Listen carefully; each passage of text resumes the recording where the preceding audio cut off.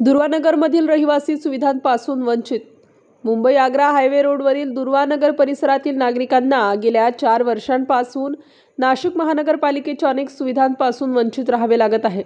कोट्यवधी रुपयांचे घर घेऊनही येथील नागरिकांना पिण्याचे पाणी, रस्ते, ड्रेनेज आणि बंद पथदीप अशा विविध समस्यांना सामोरे जावे लागत आहे। अनेकदा मनपा आयुक्तालय कार्यालयात निवेदन देऊन देखील मनपा प्रशासन दखल घेत नसल्याने परिसरातील नागरिकांनी संतप्त प्रतिक्रिया व्यक्त केल्या आहेत। अनेक वेळा मनपा प्रशासनाला या विषयावर नागरिकांकडून निवेदन अर्ज देऊन देखील प्रशासनाकडून कुठलीही उपाययोजना होत नाही। मनपा प्रशासन परिसरातील नागरिकांचा बळी गेल्यावर काम करणार का, असा संतप्त सवाल नागरिकांनी उपस्थित केलाय।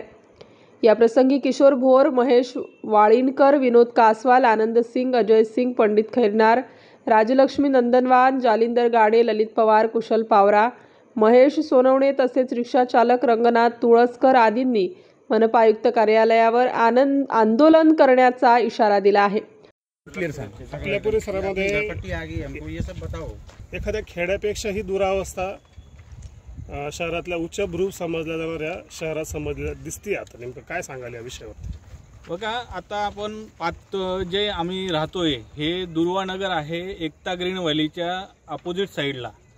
तर इथं आम्ही ऑलमोस्ट अर्धा करोड रुपये देऊन घरं घेतलेली आहेत आणि इथं तुम्ही जर बघितलं तर रस्त्याची दुरावस्था जी आहे अक्षरशः म्हणजे पायी चालायला पण जीवावरती येतं।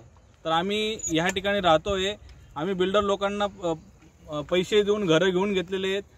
तुम्ही जर बघितलं की आम्हाला ह्या लास्ट इयरला आम्ही अगदी वर्षाच्या एंडिंगला घरं घेतलेत, मात्र पूर्ण वर्षभराच्या घरपट्ट्या आलेल्या आहेत, पण त्याच्या अगेन्स्ट काय आहे तर रस्ता नाही आहे, ना पाणी आहे, ना कचरा गाडी टायमात येत। कचरा गाडी आली तरी सुद्धा साफसफाई करण्यासाठी साफसफाई कर्मचारी आम्हाला आजूबाजूला येत नाही। तुम्ही जर पाठीमागच्या साईडला जाणार तर कचऱ्याचा ढीग पडलेला आहे आणि इथं गटर नाही आहे। जी काय आपण पाण्यासाठी पाईपलाईन हवी, गडरीचं पाणी जाण्यासाठी पाईपलाईन हवी आहे, तो निळा कचरा जाण्यासाठी पाणी पाईपलाईन इथं पाणी उघड्यात जातं आहे आणि त्या उघड्यात जाणाऱ्या पाण्यामुळे आज आमच्या आजूबाजूला जे काही राहणारे घरं आहेत, जे फॅमिलीज आहेत, यांच्या फॅमिलीजला जे आहे हेल्थसाठी खूप मोठा इश्यू होऊ शकतो या गोष्टीमुळे।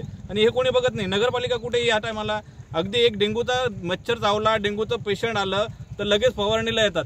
मग अशा टायमाला कुठे गेलेत? इथं गटार होते रस्त्याच्या आमच्या घरांच्या समोर, तर त्यावेळेस कुठे गेली नगरपालिका, कुठे गेले प्रशासन? कुठल्याही प्रकारचं कोणीही येत नाही, कोणीही बघायला तयार नाही, कोणी याच्यावरती बोलायला तयार नाही। ना घर, ना लाईट, ना रस्ता, ना पाणी, कुठल्याही प्रकारच्या सोयी सुविधा नसताना मोठे मोठे टॅक्सच्या पावते पाठवणार फक्त इथं, ह्यावरती कोणीच बोलायला तयार नाहीये। बिकट अवस्था आहे आपल्या परिसरामध्ये, काय सांगाल या विषयावर?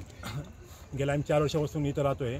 या परिसरात आमच्या स्कूलच्या ज्या व्हॅन आहे सकाळी त्यासोबत येत नाही मुलं घेण्यासाठी, तर खूप त्रास घ्यावा होता आम्हाला। आणि दुसरी गोष्ट म्हणजे इथं रोडचा खूप इश्यू आहे, म्हणजे गाडीचं कुठली गाडी येत नाही, ॲम्ब्युलन्स असो का कुठले असो मध्ये येतच नाही इथं। आणि विषय आहे पाण्याचा, तर आम्ही आज जे पाणी पितोय ते बोरचं पाणी पितोय, ते आम्हाला प्रॉपर पाणी भेटत नाही। बोरचं पाणी भेटतोय, पाणीच आमच्या साईडला पाण्याचं महापालिकेचं पाणी नाही येतं नाही, नगर पाणी नाही, आमचं कनेक्शन आलं नाही आमच्या इथपर्यंत। आणि दुसरी गोष्ट ड्रेनेजचा खूप इश्यू आहे का, ड्रेनेजमुळे आमचे इथं 2-3 पेशंट आहे आमचे या मच्छरामुळे, खूप त्रास होता आम्हाला। आणि वास इतका भयंकर येतो का अशी तिथं फिरशी वाटत नाही आम्हाला। आम्ही एवढं 50-50 लाख रुपये देऊन घरं घेतले, पण 4 वर्ष आले यात कुठलीच सुविधा नाही आम्हाला। त्यासाठी प्रशासनाने लक्ष द्यावे हीच आमची विनंती त्यांना। आपण महापालिका किंवा लोकप्रतिनिधी यांच्याकडे काही संपर्क? आम्ही इथं नगरपालिका मॅडम म्हणलं आम्ही लेटर दिलेलं आहे त्यांना, त्यांनी आम्हाला हो त्यांनी आश्वासन दिले का आम्ही करू या गोष्टीवर, पण त्यांचं आज कुठल्या प्रकारचे काय आम्हाला या ठिकाणी दिसत नाही।